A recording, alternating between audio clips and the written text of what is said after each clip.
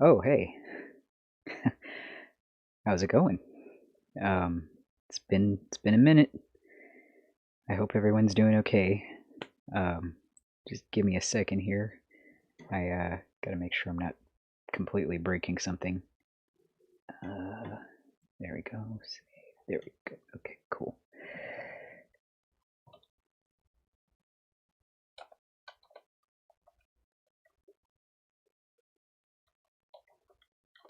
All right. Right on.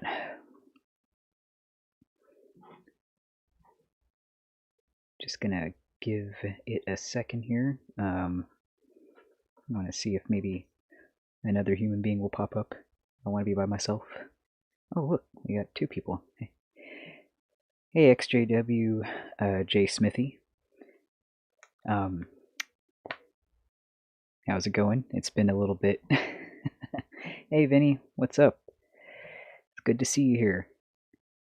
Ooh, man, sorry in advance if I seem like really well, if I seem pained and I also seem a little like just a little bit woozy or a little bit out of it. I am actually recovering from gallbladder surgery. Yeah, they had to yank it out this past Wednesday. So I'm not doing as good as I thought I would be by what is this, like day 6.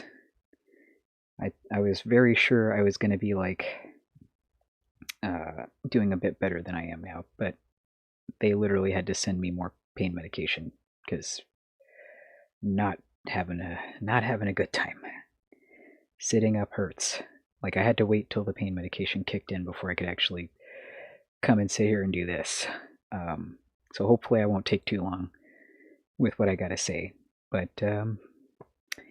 yeah, I mean I may as well. Is that cat fur? That's cat fur. May as well get started here. You'll notice I'm wearing glasses. It's because I have not been able to get up and put my freaking contacts on, and thanks to the thanks to the pain medication, my eyeballs aren't burning like they normally would be in the light. Otherwise, I'd be wearing sunglasses. Anyway, that's enough of that weird explanation. Oh, hey, Sarah. For those who don't know, Sarah's my sister. Um, but yeah. Oh, man, my back hurts. It's the weird thing. My back hurts and not my wounds. Uh, moving hurts. Yeah, so it's been like literally I want to say maybe either the a couple days before or a couple yeah, it was a couple days before. A couple days um before I got my surgery last week. Uh some news finally came out, some publicity. The first article came out that I had heard of about something that I've been dying to share with everybody for like years now. Seriously, it's been years. Um 2018. Back in 2018, I remember um you know, alluding to it on this channel that sorry about that. I remember alluding to it that something big, something big was coming. That I had done a big project, and something big was coming, and that I would talk about it as soon as I could. And that time is finally now. I was in a documentary, and it's I'm freaking glad I can finally say that publicly because it's been miserable trying to like keep that under wraps. Like it's one of the most um, public and intense things that I've done, so far in my activism.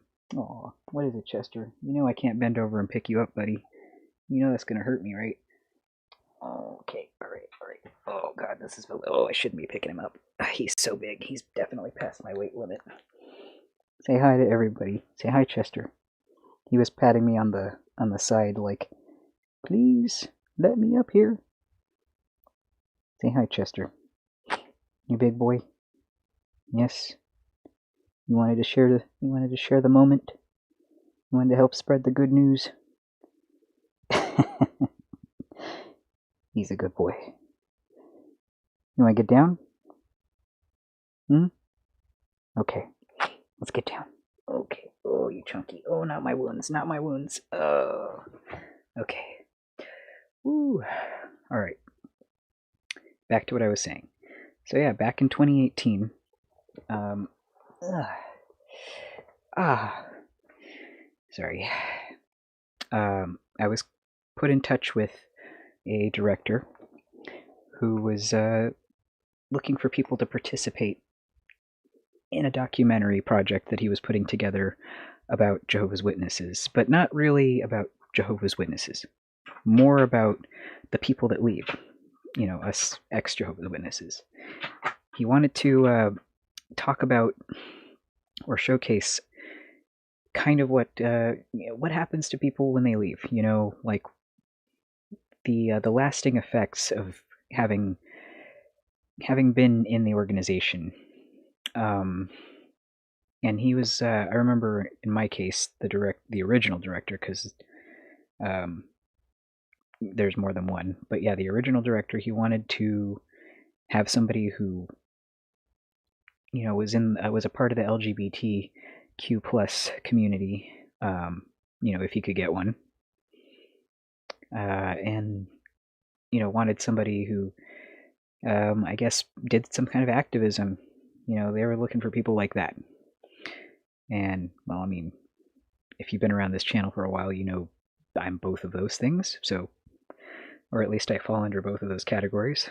I'm an activist. I'm part of the LGBTQ plus community, and I had a lot of stuff I could share regarding my activism and regarding my story, which really isn't even just my story. The story I talk about in the documentary is my mother's story, the story of um, how she lost her life because of the blood doctrine.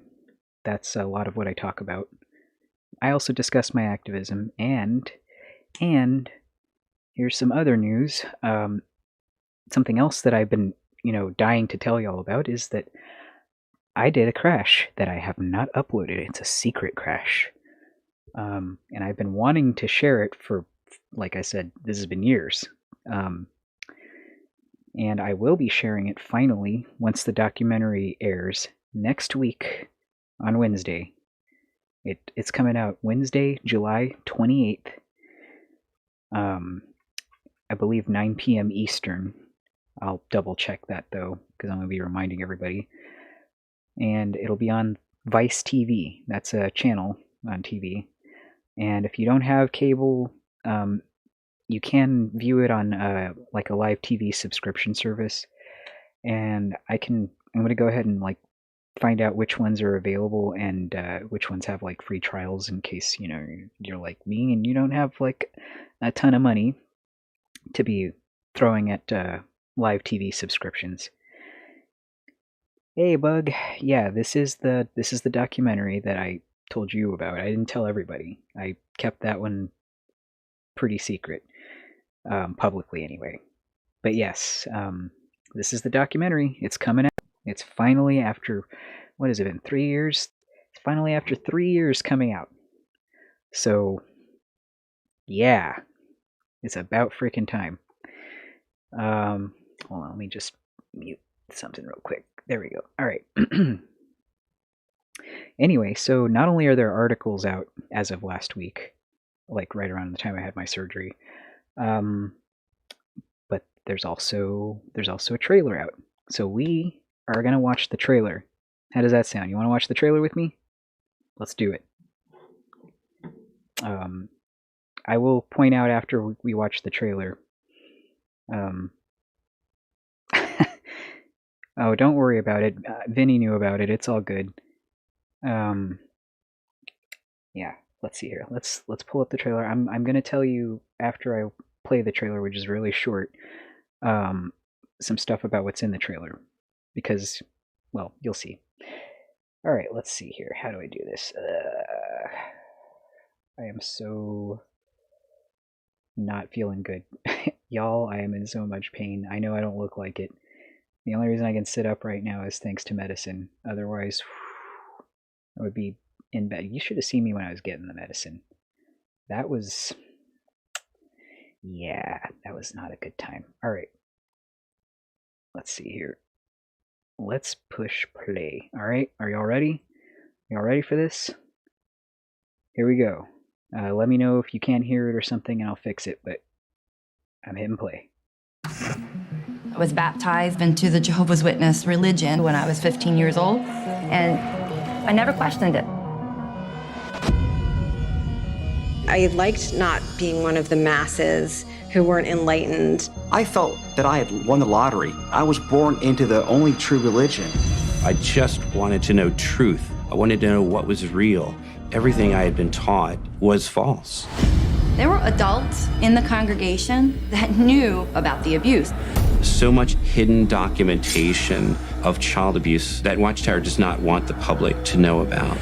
I myself have been through a ton of abuse. The problem of sexual abuse in the Jehovah's Witness organization is much, much more significant than in the Catholic Church.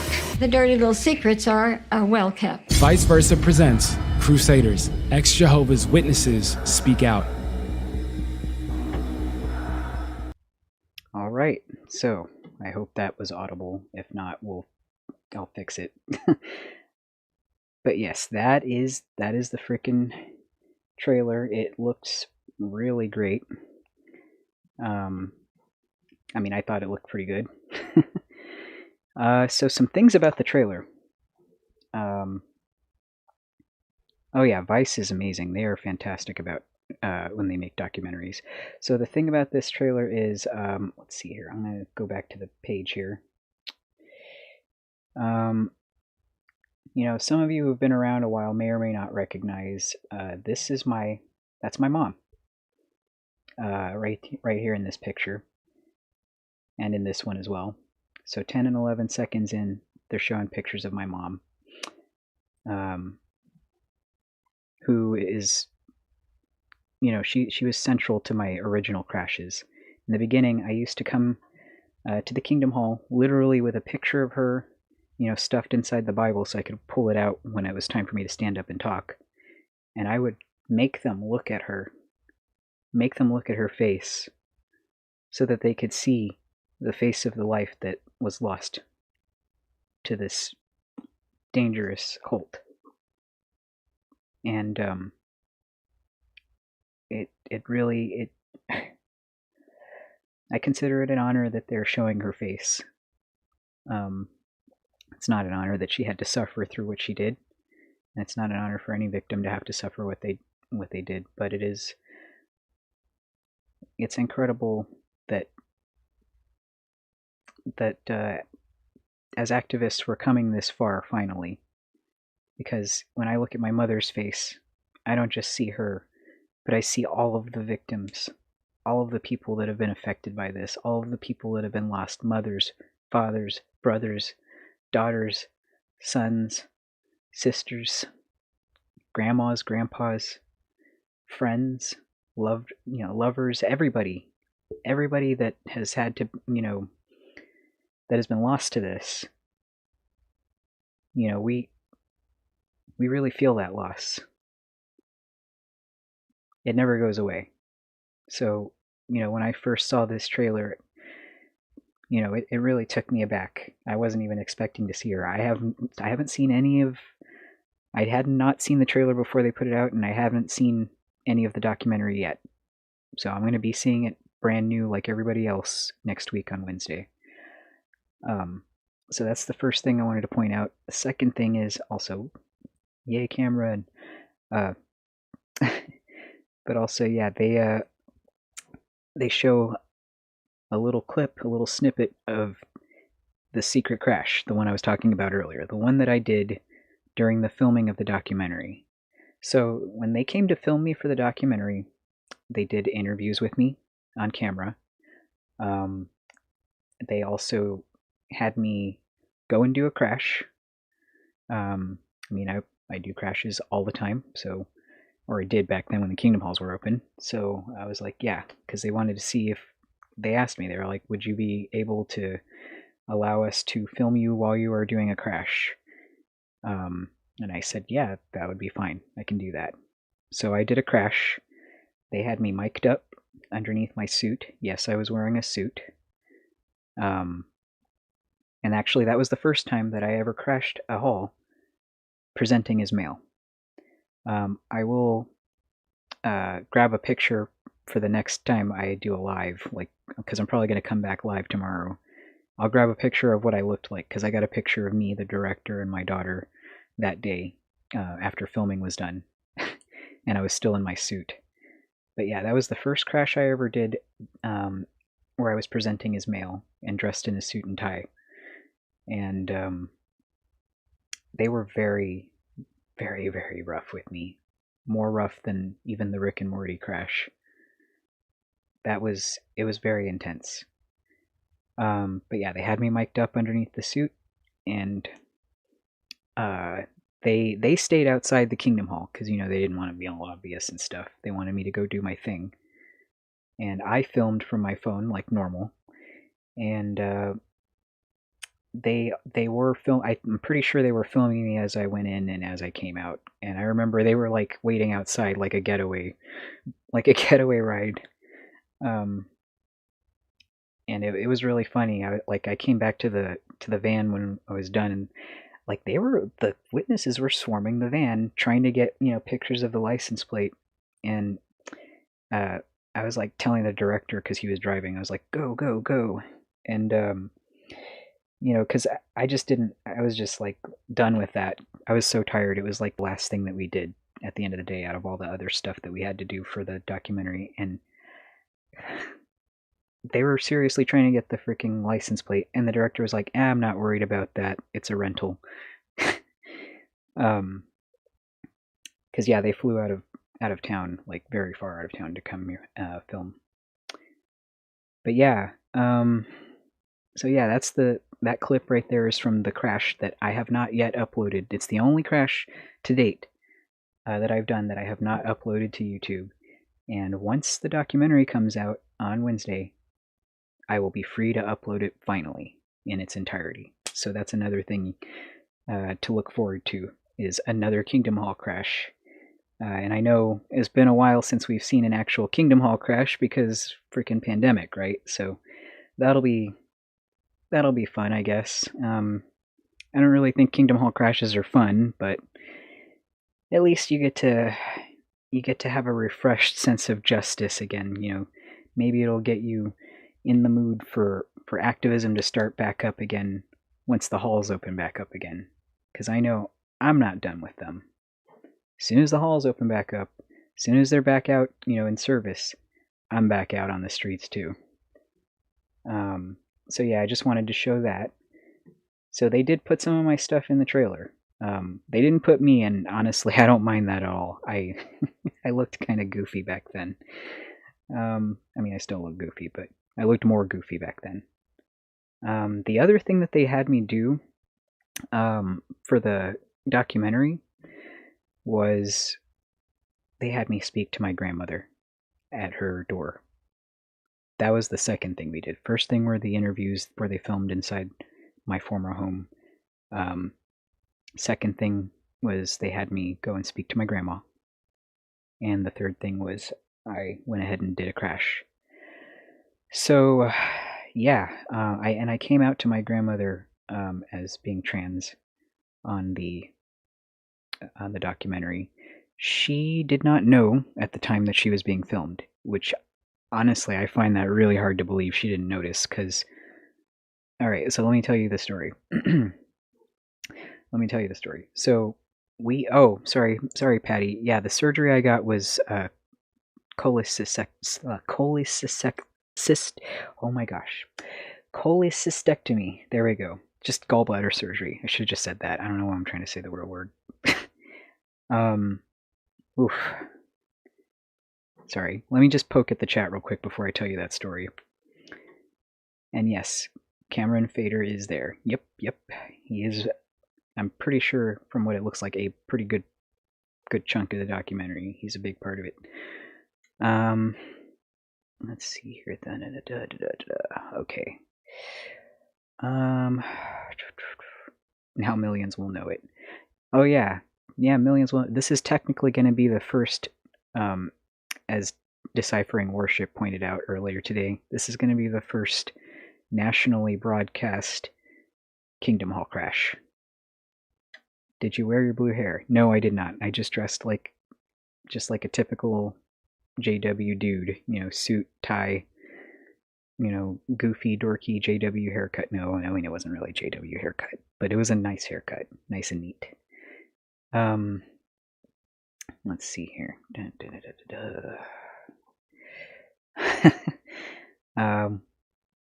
When I see you crash halls, I always feel so scared for you. Oh, you really shouldn't feel scared. I mean, I'm not telling you how to feel. I mean, you're gonna feel how you're gonna feel. I'm not scared when I go and do crashes because, one, Jehovah's Witnesses are not supposed to have weapons, and if they do, well, that's not gonna look good for them. Honestly, I'll take a stab or a gunshot for the cause. I'm not above, taking a little physical damage to get some more eyeballs on their ass. Like, people need to pay attention to them. Honestly, think about it. If they did hurt me, like, seriously, like, put me in the hospital, hurt me, I mean, that's just gonna bring reproach on Jehovah. So, yeah. But I highly doubt that would ever happen. If that did happen, the chances of that are like super rare. So I'm not really afraid. I'm honestly just in full business mode when I do crashes. I mean, I'm usually dissociating anyway, so I'm not like there. I'm just like autopilot. Like, I go to do a thing and I do the thing. Anyway, so back to what I was going to tell you about about my grandma. When I went to her door, it didn't just happen like that. Like, so we didn't know. Like, we had one day to do all of this stuff, and we didn't know what my grandma. I wasn't like stalking my grandma, so I didn't know her schedule. I didn't know if she was going to be there. It did happen to be a meeting night. I know that much. I didn't know if she was going to go to her meeting. I didn't know what time her meeting was. I didn't know anything. All I knew was my grandma's usually home. Usually. Because she doesn't really have, like, she's retired from her job, so I know she's not doing that anymore. And all she does is pioneer. So, like, if she's not home, she's out in service or, like, grocery shopping or at the meeting. That was it. So I said, yeah, after the interviews, we can go, cruise by my grandma's house and see if she's home. I'll knock on her door or whatever. And if she's there, great. If not, oh well, and the director was cool with that. He was like, all right, we'll just give it a shot. We'll see if we can get her. So we pull up, and literally, like, we're just parked right across my grandma's house, the house I grew up in. And we're just parked there across the street at, like, my old childhood friend's house, and, like, right in front of their house. And, like, it's not a big, wide street. It's, like, a really, like, a narrow street. So, like, we were just this big-ass, very conspicuous vehicle. And I was like, all right, so I'm not really sure if my grandma's there. I don't see a car in the driveway, and she doesn't usually park in the driveway anyway, so I don't know. And while I'm trying to, figure out if I'm going to hop out right away or whatever and go knock on her door, along comes my grandma cruising down the street. And she just turns into her driveway and opens up the garage and goes inside the garage. And I was like, holy shit. I was like, well, I guess that's perfect timing. So I was like, I guess she's home then. And I was surprised she didn't that she didn't see anybody, because the camera guy had already set up the camera in the neighbor's yard, like the next door neighbor's yard, her next door neighbor. and the yards aren't very huge either. So I was really surprised they didn't see this gigantic ass, tripod with a huge camera pointed at her house. Yeah, so that was kind of weird. She didn't notice. She just pulled into her garage. And just whoop. My grandma's the kind of person who she notices like everything. Like she seriously notices everything. Like I remember we would be driving, down the street, the same exact street actually, and she'd be pissed off that there are kids like near her grass or like kind of in the road, and she could see this from like a million miles away. The woman noticed everything. She had the eyes of a freaking hawk. So I don't know. I don't know how she didn't notice the giant ass camera. Maybe she did notice and she was just pretending not to notice, but yeah, whatever. So I was like, all right, I guess now or never, because we got to make a meeting later and I don't have a lot of time to waste here. So I got out of the van. I went up to her door. I was mic'd up. They had mic'd me up earlier. And I went and Jehovah's Witnessed her door.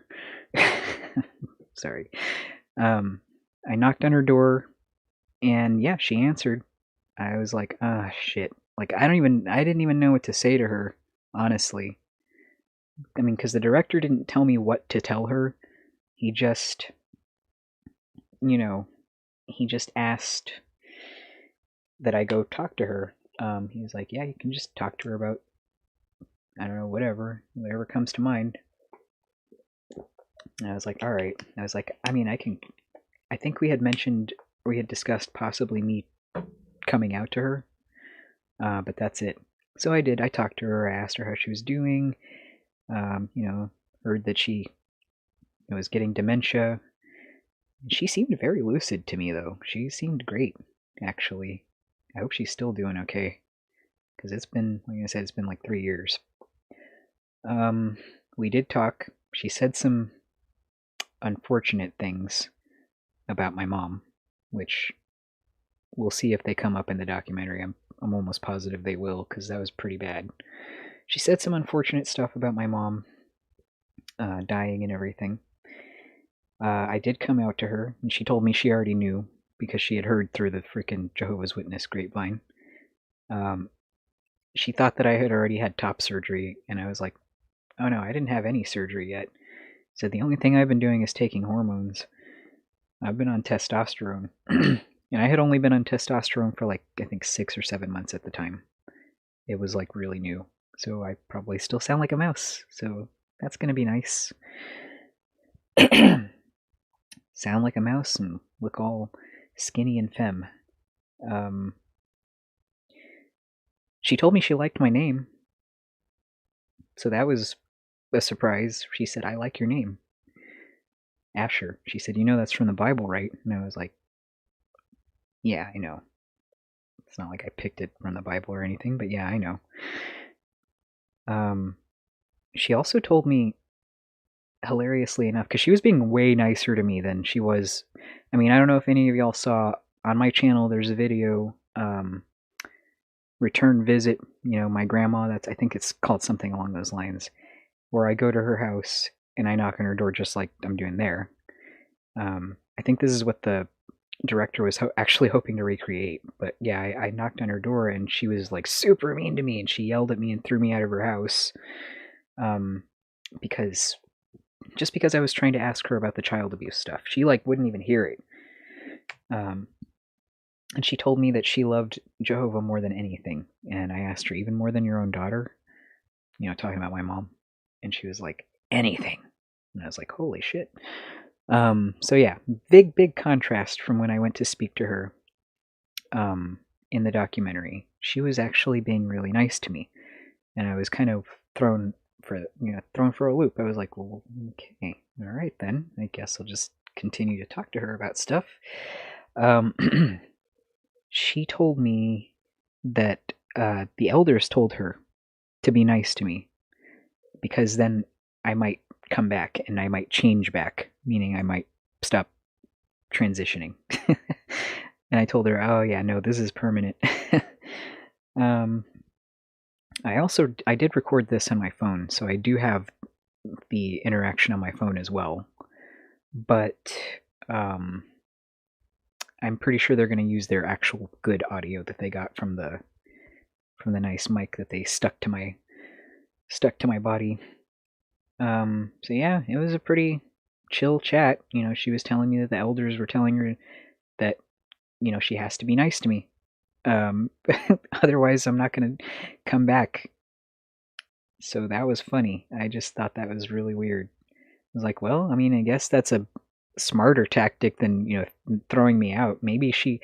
I was thinking like maybe she saw the video that I put up of her screeching at me and throwing me out, or maybe they saw it and, counseled her and were like, yeah, that doesn't look good for us. That's a bad look for the Jehovah's Witnesses. You want to not freaking throw your family out like that and scream at them and tell them that you love Jehovah more than anything, even though it's true. That's how they teach you to love Jehovah more than anything. Can you not do that, when you might be, I don't know, might be being recorded or something? It's not a good idea. It's not a good look. So yeah, I don't really remember much else from what happened when I talked to her. I was like, I'm pretty sure I was dissociating for part of that too, because I have very little memory of other than what I've just told you, and I know I was there for a bit talking to her. So yeah, after that, I went back to the van. She closed the door. She didn't even notice she didn't notice the damn big ass camera in the yard right next door. Like, I could see the camera from where I was. I was very sure she was gonna poke her head over to the side and be like, who the hell are they? What's that? Are you recording me? But she didn't notice. She also didn't notice the big, conspicuous van across the street, just kind of there, being weird. So yeah, that was that. It just, yeah, I can't believe she didn't notice any of that. It was probably the most chill I've seen my grandmother since leaving the witnesses and everything, and since just post apostasy for sure. Like, she hasn't been like that with me. Now the funny thing is, for legal reasons, of course, during the production phase of this, when they were putting everything together in a documentary, later on, like I think it was late last year, they contacted me and they were like, okay, so just so you know, we're gonna have to hit up your grandma and ask her for comment, because we gotta cover our bases and stuff. So she's gonna know that she's been recorded. And I was like, that should be nice. I'm sure that's gonna go well. So yeah, they told her she's known as of like late last year. Excuse me. She's known as of late last year that she is being featured in a documentary. That the story of my mother is in there. That I'm in there. That all the stuff is, yeah. And I'm going to tell you something that I don't think they put this in the documentary. I told them they should though, because I thought it would be funny if they did. But when the producer contacted me after they talked to my grandmother that day, she told me that when she talked to my grandma and asked for comment, my grandma said to talk to the elders. Typical, right? But then she told then she told me that my grandma asked for their address, their mailing address, because she wanted to send them literature. My grandma was seriously trying to count some time with the producers. She was like, yeah, no, I don't got no comment for you, but you want to give me your address? I'll send you some magazines. Like, she was trying to freaking preach to the producer. I thought that was hilarious. I was like, y'all have to put that in the documentary, because like any Ex-JW that sees that is going to be like, yeah, like that's probably weird to everybody else except for Ex-JWs. They're probably going to be like, yeah, that tracks. I could see them doing that. but I mean, and also it shows. It just shows how, how indoctrinated they are. That like, that's all they think to do. They're like, I better get some time in. I'm talking to this worldly person. I better get some time out of it. At least they'll have an excuse. I won't get in trouble with the elders if I at least throw it out there that, hey, can I give you a magazine? And I was like, did you actually give her your address? And they were like, no, we did not. It's like, good. Oh my God, because she would have tried to start a study with y'all.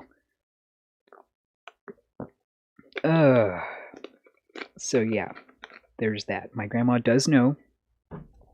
She hasn't contacted me since finding out, to ask me about it or to yell at me about it. I was nervous for her to know about it, not just because, I thought it would piss her off.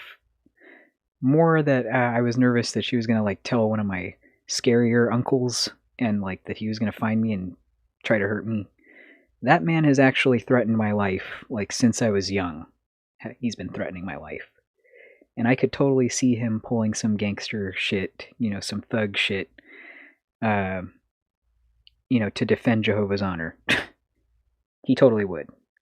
So, if I die in, like, the next few weeks, if I disappear under mysterious circumstances, it's probably my uncle.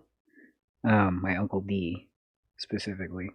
Yeah, I'm just going to throw that out there. I'm not saying he is 100% going to kill me or anything. I'm just saying, maybe look into that.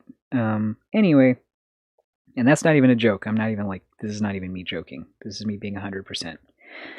That was like an actual worry I had. I even discussed it with my Uncle Reuben, who is awesome, very supportive. His wife was actually the one who picked me up from surgery. My awesome Aunt Tracy, the sweetest person in the world. And Uncle Reuben told me not to be afraid, and that he's proud of me and all this stuff.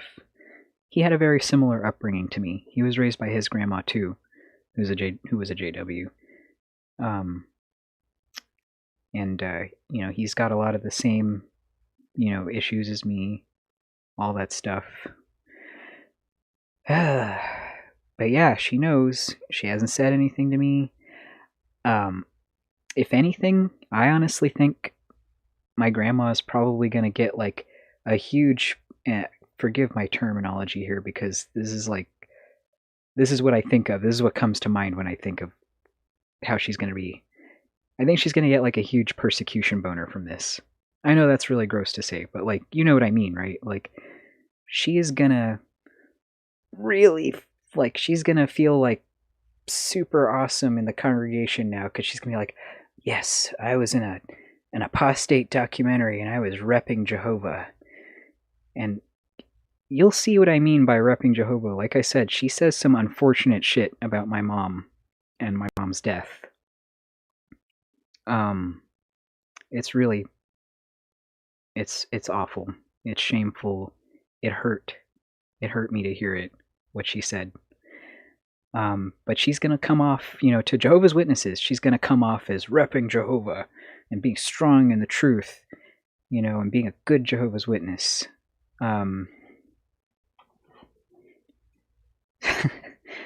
So, I'm laughing because of Vinny's comment, persecution boner, yeah. Sorry, I had to click show because the comment was hidden. Because YouTube was like, no, that's a bad word. But yeah, no, I really think, oh my behind, oh my god, sorry. No, I really think that that's what's going to happen. I think that if anybody in the congregation finds out about it, I don't know if she's the kind, I can't really be sure if she's the kind of JW that would go around, telling everybody before it even came out. Like, back when she found out about it, I don't know if she went, like, to the elders or to a few of her friends in the congregation and was like, hey, guess what? My apostate grandchild put me in a documentary without my consent, and then they contacted me, and they wanted me to say something, but I didn't say anything. I actually tried to ask them if I could send them a magazine. So, I was good. I stayed faithful to Jehovah. I don't know if she's going to do, if she's like that, or if she would be like, keeping it under wraps as much as possible until it came out, and then being like, yeah. I didn't want to tell anybody because I didn't want to stumble anybody, and make them curious about watching it. So, yeah, that happened. I'm not ashamed though because I stood my ground. I stood strong in the truth. I don't know. I'm not sure which way she would go, but I do know that, um, you know, or at least I expect. I expect that if anybody does find out about it in the congregation or already knows about it, it's just feeding my grandma's ego about being a good Jehovah's Witness, and it's making her feel like she's some kind of awesome celebrity Jehovah's Witness. I know my brother is going to be pissed. My brother is going to be pissed. I don't know if anybody remembers who's watching this. Years ago, back when I started doing, Kingdom Hall crashes, after my very first crash, I did a video, a live stream actually, where I read the text exchange between me and my brother Chandler. He was super pissed at me for doing the first crash that I did. He was especially pissed because the audio was all I had from that crash because the video was all screwed up. So I just put a picture of my mother up and then had the audio behind it. He was super pissed. He wanted me to take that down. Not only take down the crash in general, but also get rid of any affiliation with my mother. Yeah, that upset him a lot. And in that text exchange, I tried to wake him up. I did my best. I did like a marathon unwitnessing to him. I was telling him, no, it's a cult. I told him about the child abuse, the shunning. I told him about I think I even told him about United Nations stuff. I told him as much as I could. And he just wasn't having any of it. He was really pissed. He told me he was disappointed in me. He even told me, he tried to make me feel bad by holding his child over my head, like, too bad you're never going to meet your nephew. And that was really sad. And I still haven't met my nephew to this day, which is horrible. I know what he looks like. I've seen pictures of him, but I'll never probably be able to meet him, much less see my brother again. My brother is still a Jehovah's Witness, by the way. He's married. He's got his kid. He's raising that poor kid in the cult. And honestly, from what I can see, my brother is kind of heading toward alcoholism. I mean, but you know how Jehovah's Witnesses are. A lot of them kind of slip into alcoholism. I mean, that's what happened to my mom. But yeah, he had the nerve to get mad at me for that. So he's going to be super pissed when he finds out that my mother is not only in the promotional trailer for this, but that she is the main focus of what I talk about in the documentary, telling her story. I actually gave the producers copies, I let them copy the original hospital documents of my mother's final stay in the hospital when she died. Because it has that part that I'm pretty sure I've talked about it before, where it's documented by one of the doctors who spoke to my grandmother when they asked my grandmother's permission to give my mom blood products. And this wasn't the only instance. This was just one of the times it was documented, that she shouldn't have blood even if she has to die. That is clear as day, written into the medical records. And I was right next to my grandmother while she was on the phone with the doctor telling him that. So I 100%, that's burned in my memory forever. And I do also remember several doctors meeting with my grandma and my aunt, trying to convince them, that she needs to have blood. She's not going to survive the exploratory surgery that she needed to figure out what was actually failing, which organs were failing and how bad.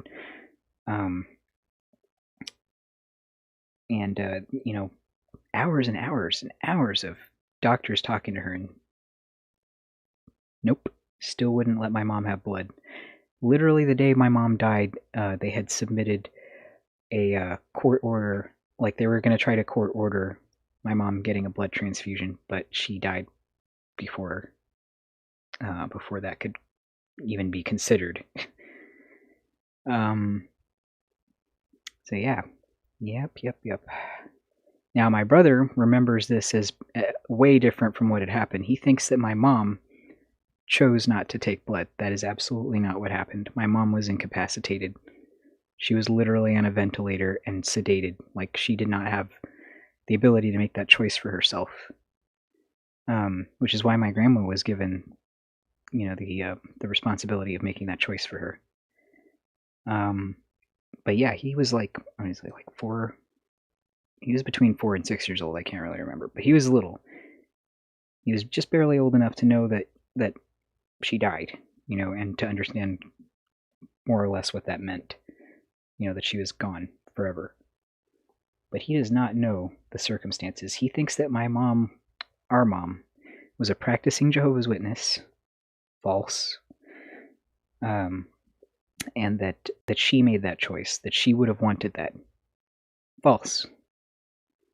And that's evident in the medical documents too. It shows toward the beginning of her stay that she had originally, said yes, and then she changed her mind, and then she said yes again. It's, I think she was feeling, guilt. But I also wonder sometimes if my mom wasn't so miserable that maybe she was kind of suicidal. And I know that's a really messed up thing to say, but I have thought about that over the years, like, because my mom had those sorts of tendencies and had tried to do that, tried to kill herself plenty of times. Sorry for the content. I hope that's not triggering anybody, but yes, there were several times from the time that I was a baby, actually, that she had tried to do that. Obviously not successfully. So it wouldn't really surprise me if she was like, I can use this as a way to dip out, and people, won't think anything of it. They'll just be like, oh, we got to respect your religious beliefs and stuff.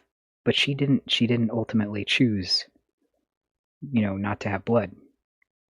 She had chosen, like she was so back and forth, and she had brain swelling that the doctors were like, we don't think that she can mentally consent to this or not. Like, she's not in the right frame of mind. She can't do it. Because she really was, like, she was off of her schizophrenia medication. She was already hallucinating. She was not in good shape. So that's why they were like, all right, we got to ask next of kin to make this choice. My grandma asked me. She looked at me while we were on the phone, still here in Texas, because we hadn't driven to Florida yet. She looked over at me. I was 17, and she said, what do you think I should do? Should I give her blood? And I said, yes. I remember that, and I remember going, yes. Because I wasn't about to, like, what kind of to me, I was like, what kind of dumbass question is that? Yes, give my mom the blood. Because, in my mind, I was thinking, like, even if it's, something that would piss off Jehovah, right? It's not an unforgivable sin. You could ask for forgiveness. Oh yeah, also I forgot to mention my Uncle Ruben, the one who's supportive of me and everything now, and was telling me not to be afraid of my family. He actually was shunned by my family for pretty much all of my childhood, I remember. And I didn't understand until I was an adult that it was because he accepted a blood transfusion in his 20s. Yeah, he's still alive, by the way. Yep. And he misses my mother just as much as I do. Yeah, my brother is going to be pissed. And it's funny, my brother has some nerve being pissed that I would show my mother's picture like that. That same brother of mine posted on social media on the anniversary of my mother's death, that same year that I started crashing. He posted basically a Jehovah's Witness ad, and I think I did a stream about this too. Like a a freaking advertisement for paradise, using my mother, saying, "Oh, that my mother, you know, that she really had faith in Jehovah and stuff, and that now she gets to be part of paradise because of her choice not to take blood." And I was just like, yeah, there's so much wrong with that. So much wrong with that. Like, how dare you? Now, I'm not 100% angry with my brother for this because I know he's brainwashed, and I know he must have been lied to because he was too little to really have a memory of what was really going on. Like I said, he didn't even, a lot of the details he seems to think happened were not so. So somebody else must have told him that, yes, it was my mother's choice, and that, yes, my mother was a practicing Jehovah's Witness. She most certainly was not. She hadn't been practicing for, I think, at least a year, if not more, at that point.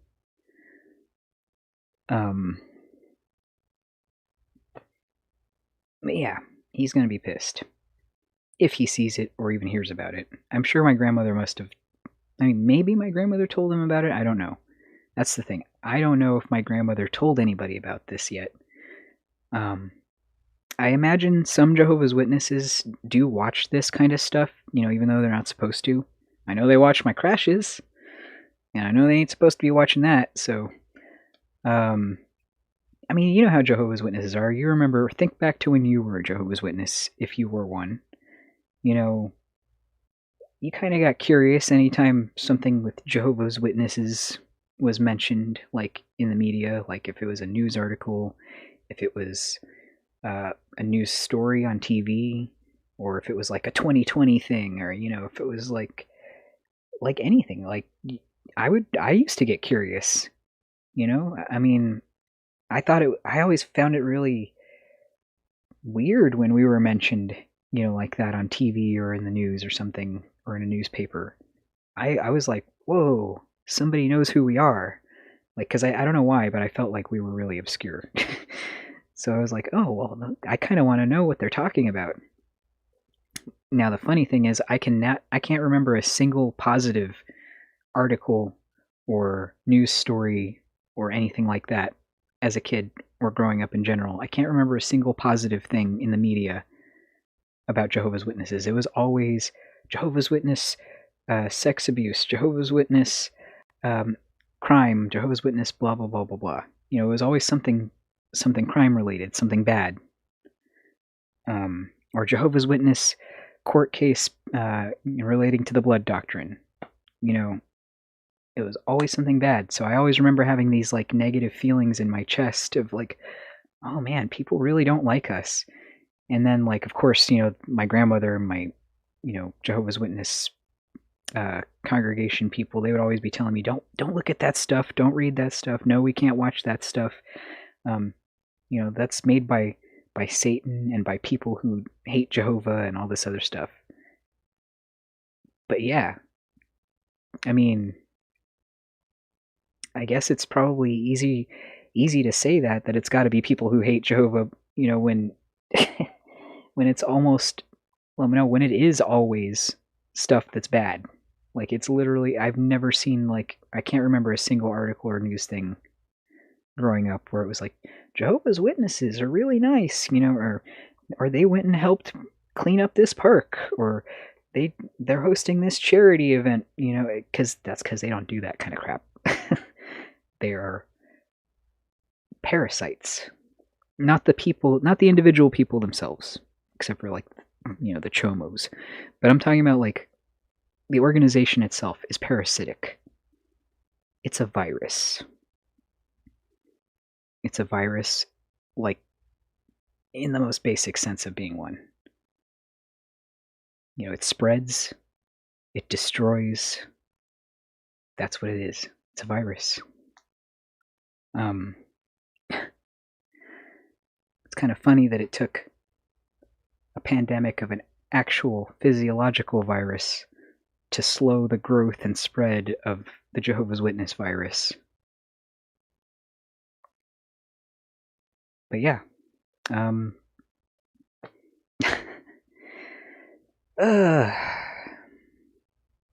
guess we're gonna see how it goes. Like I said, I think my grandma will probably, if anybody even knows that she's in it, if anybody in her circle of people tells her anything about it or realizes that that's her or recognizes my mom, because my mom's going to be shown pretty clearly. If anybody recognizes her and tells her about it or tries to talk to her about it, she's probably just going to feel like super puffed up with pride and be like, yeah, that's right. I'm a badass pioneer and I rep Jehovah good. Yeah. Those apostates thought they were going to make me look bad, but I looked good. I did exactly what Jehovah would have wanted me to do. And, I mean, she really did. She acted exactly as the organization would have preferred her to act. She wasn't screaming at me. She was calm and nice, and she said, she rattled off the crap that they tell her to say, and accurately reflected the organization's attitude on certain subjects. So, I guess good for her. I mean, if she wants them to be proud of her, I guess they will be. Although I have a feeling they're still going to be pissed that she's in it at all. They're going to be like, damn it. Why are you following? How do you fall for this more than once? Why are you... like, good grief, woman. Why do you gotta be participating in apostate material? My grandmother is literally in what would be considered an apostate production. And I know that she can't be happy about that. Like, even if she comes across as being a quote-unquote good Jehovah's Witness in it, I know she's not happy about being part of an apostate production. I mean, it's literally the second director that signed on to this, the one that ultimately took over and finished the production and is putting it out. He is an ex-Jehovah's Witness. So it is pretty much literally an apostate production. I am so glad that Vice is the one who ended up putting it out. They are awesome, really cool people to work with. They were very friendly, very, very caring, very sensitive about literally everything, every step of the way. They're very, very accepting, and we had some lengthy discussions about certain subjects, and they were more than happy to take advice or learn about certain things that needed some clarification or whatever. They were really great people to work with. I would work with them again in a heartbeat. And I'm honestly thrilled, like I said, that it was them who ultimately ended up putting this out, because I mean, I can't think of anybody better right now, really. They're the right people to handle this kind of stuff. They're really great with documentaries in general, but like the level of care and sensitivity and fact checking that they go to, epic, just epic. So I really look forward to seeing this. I haven't seen it yet, like I said. I will be viewing it for the first time with everybody else on Wednesday of next week on Vice TV.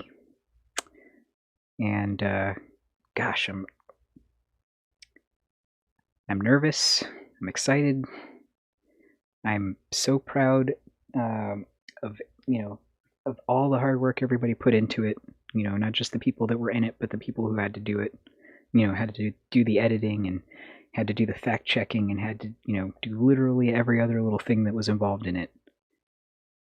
I mean, I can just tell from the trailer that it's a quality production, and I'm honored to have been a part of it. So that's the secret I've been keeping for the last 3 years. Well, almost 3 years, because it was in October of 2018 that I got to film this.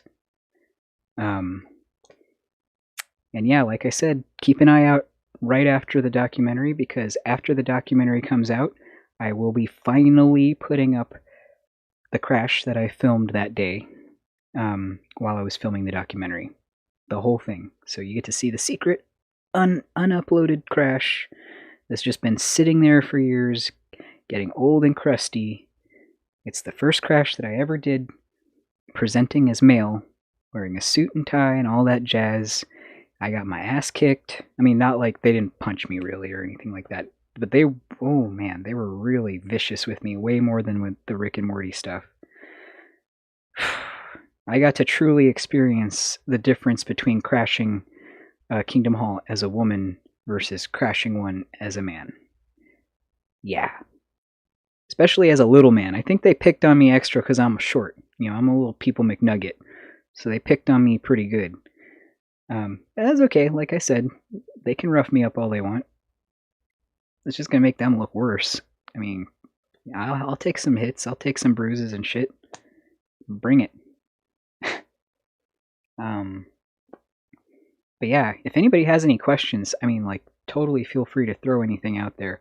I am going to be going live, like, pretty much every day until it comes out, because I want to raise awareness as much as possible that it's coming out. I want people to watch this.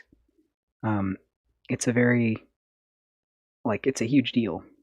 I'll share some more interesting facts about it tomorrow, actually, because there's... I'll explain why I say it is a big deal. It was a pretty big deal.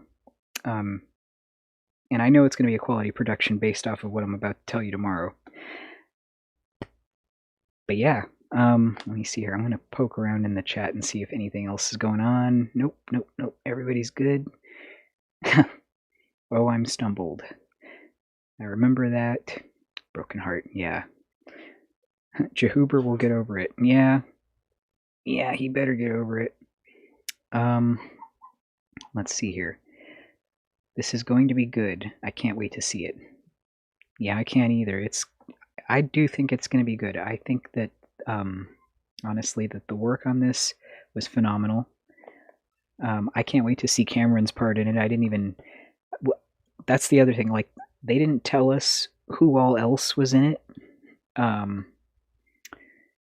Toward the end, I did get to, to ask some fellow activists, if they wanted to submit their YouTube channels for a specific purpose that they had, because they were asking for like little clips and stuff, and, wanted to see if anybody else wanted to throw their hat in the ring. So, yeah, I knew about the people that I contacted, but in general, I did not know who all was in it. I know that Chessa Mannion, awesome person, awesome friend. She was, as far as I know, she was interviewed for it back when it was first filmed. I don't know if she's going to be, a big part of it, or if she's, if her interview is going to be like a little clip or what. But I do know that she was interviewed for it. Yeah, it was a lot. And I'm so glad. I'm so glad that this is, like, I can finally let the cat out of the bag. I've been dying to tell everybody since it happened, since 2018. And, just various things got in the way. At first, it was, I think the first issue that they ran into was funding, and then the second issue they ran into was the pandemic. And then, because it was originally supposed to take only a year, which is why in the very beginning when I alluded to it on here, I said, like, oh yeah, look out for something big happening possibly next year, because I really thought it was going to come out in the next year, but it took a little while. Am I posting this on my IG? I probably should. I don't really post on Instagram in general. I don't post on anything. Let's be honest. I'm not a social media human being. I'm a barely ever posts on YouTube person. But you know what? I will go ahead and post it on Instagram. I'll post like a promo image or something, or I'll do a little short Instagram live thing or something. And I'm just, spread the word if you can. I would really appreciate it, because it's not just me that's on there. It's like it looks like from the trailer anyway, you know, a bunch of other cool people. And I'm sure their stuff is like going to be pretty epic too. I fully expect Cameron's to be epic, so I'm looking forward to that. And yeah, who knows? There's probably a whole bunch more that they didn't even, hint at in the trailer. So yeah, share it around, tell whoever you want. It's out there. And if anybody needs the link to the trailer, I'll go ahead and put that in the description of this live stream. Let me see if I can do it right now. Oh, sorry for the drinking. I am supposed to be hydrating a lot. I've drank about 400 billion gallons of actual water. And these meds, man, they really they do a lot to you. They make you freaking thirsty. They dry your mouth up. Feels like they dry your insides up too. Yeah, I picked a great time to get like sick and get surgery, right? That's actually why I haven't finished posting the all of the footage that I have. You know, the footage from the memorial, because I have a lot more footage from the memorials, because I went to 2. I have a lot more footage from studies that I did with that elder. You know, I just haven't been able to do it because I got really sick for the last, few months. And I've been like struggling to post what I did post, and then just struggling to exist in general.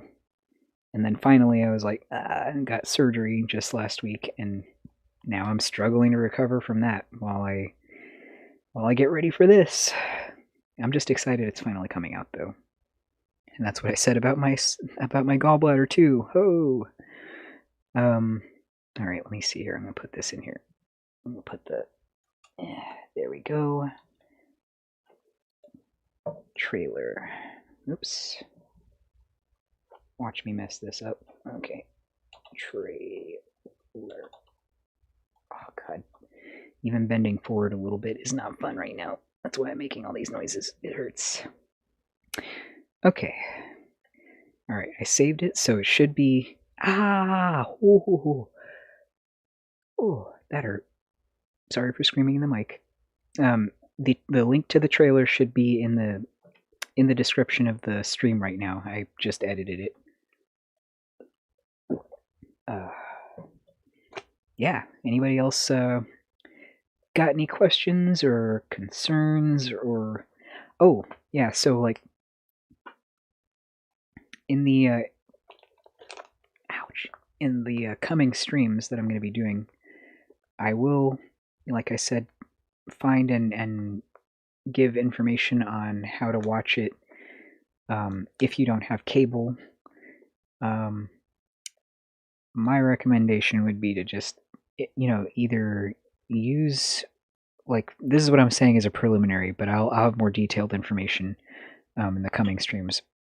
My preliminary suggestion would be, like, if you don't have cable, see if you can't borrow a friend's login. Like, even the Vice website says this. They don't care. Borrow a friend's login or a family member's login to their cable provider and go on the Vice, website and watch it live there, because you'll be able to, from what I understand. If that changes or turns out to be incorrect, I'll let everybody know, but I'm pretty sure that's correct. Let's see here. And my secondary preliminary suggestion would be, if you can't do that, then go ahead and look into a live streaming subscription service. Usually they have a free trial. Sign up for the free trial, dip out before, the free part ends, and you should be good. But yeah, I need to go rest now because I hurt. And I will be back tomorrow, and probably literally every day until Wednesday. So yeah, if you think of anything else you want to know, throw it in the comments or wait until I pop up again tomorrow. And yeah, I'll try to put it on Instagram. I will try to put it on this on the Facebook page. I'm gonna be putting it everywhere I can, and I would appreciate it if everybody put it everywhere they could too. Like throw it around. Let's see here. I have so much respect for people like yourself for Stan. Stan? Is that a typo or is that a slang word I don't understand? I feel old. Take it slow. And there's a little Chester there too. That's cute. Thank you, Vinny, and thank you, Bug. I appreciate that, and thank you, Southern Boss Lady. I appreciate it. I am gonna try to get better. I'm working on it. It has been really rough, like so far. I did not think that gallbladder surgery was gonna do that to me, but like apparently I don't get over gallbladder surgery that well. They were telling me that gallbladder surgery is like it is a major surgery, but it's like the way that they did it laparoscopically, robot assisted and everything. The way that they did it, like it wasn't supposed to be that horrible to recover from. Like they told me, you'll probably be feeling better in like the first 3 or 4 days. I was not feeling better in the first 3 or 4 days. I actually was starting to feel worse by day 3. Day 4 was not pleasant. I think we're on what? Let's see here, day 6? No. Today's the 19th. Yeah. Yeah, no, day 6 is today, counting the day of surgery. And yeah, I'm not having a good time. I had to hobble my butt to the pharmacy to pick up a refill of the medication that they prescribed me for pain. Because I don't know what I did, but I did something like, I don't know if it's a complication of surgery or what, but like there's some kind of horrendous searing pain in like my back muscle on the same side as where I got my gallbladder removed. I don't know what that's about. That was not like that before surgery though. And it's so bad that I was like up all night sweating, and like temperature was all super hot, and like I said, I would sweat it off, and it was just, oh god, and I couldn't sleep properly because like freaking there's no way to lie that's comfortable. Like it was unpleasant. Yeah. Anyway, I suck at recovering from surgery. So yeah, what did that mean, Bug? I have so much respect for people like yourself for Stan. What does that mean? I don't know what that means. Later, Vinny. Thanks for hanging out.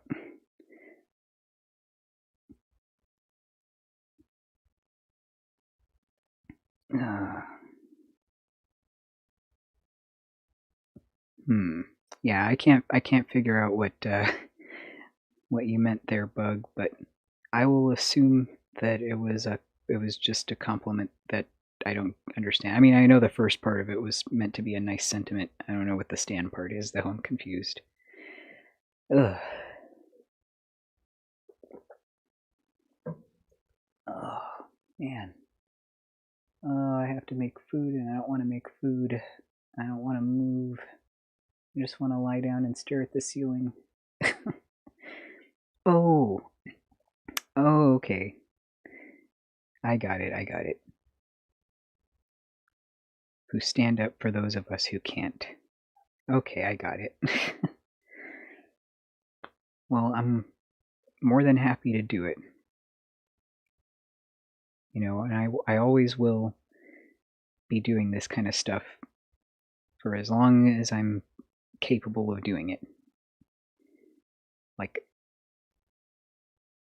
it's really important to me. Even on the lift ride over to the pharmacy today, I was telling the guy, you know, I forgot how we even got on the subject, but we somehow got on the subject of, you know, how my childhood was rough. And oh yeah, that's right, because I was telling him, I told him I had gallbladder surgery, and he told me, oh yeah, my mom had gallbladder surgery right after having a C-section, and she had these 2 massive scars. And I said, "Oh, I would really be grateful to my mom and telling her thank you every day that I was alive if if my mom had to go through that." And he was laughing, and I was like, "Yeah, but my mom,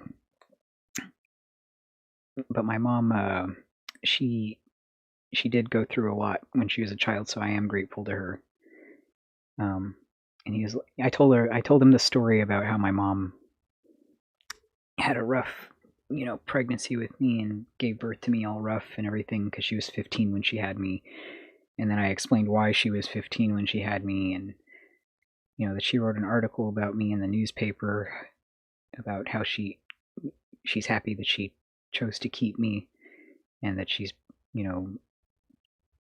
she wishes there were more resources for teen moms and stuff. And then I was just really grateful to have a mom like her. And then he asked me how she was doing, and that's when I told him that she had died, and I think that's how we got on the whole subject of the cult and everything. He wrote down the documentary though, because we ended up talking about that too, and he was just like, when I told him it was Jehovah's Witnesses at the end, he was like not even a little surprised. He was like, "Oh yeah, mm-hmm."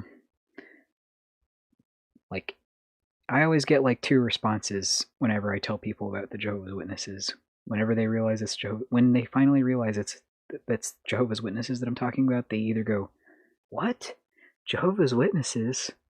But they're so nice. They're just those nice, super nice, really strict Christians." That's response number 1. I get that more than anything. Or I used to. These days it seems like I'm getting response number 2 more often, which is, "Oh yeah, mm-hmm. Yeah, I know about them.